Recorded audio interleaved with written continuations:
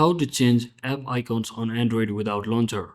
So hello guys, welcome back to my YouTube channel. In this quick tutorial, I'll be discussing about if we can change an app icons on Android without launcher.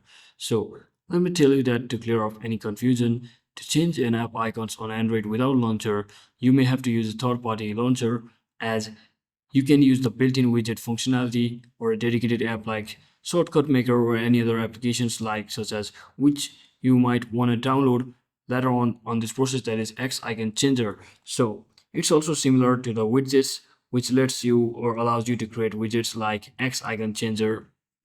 So as you might have to do it manually, so instead of that, changing one icon at a time, you can directly do all of that inside one process, that is by downloading the X icon changer change icons application from the Play Store and simply open it. Now from over here you can basically choose any of the applications just like this and simply choose between the logo that you want to update it to and simply click on OK, and just like that you have successfully changed app icons on Android without launcher. So that's it for today guys. Thanks for watching. Don't forget to like and subscribe. See you on the next one.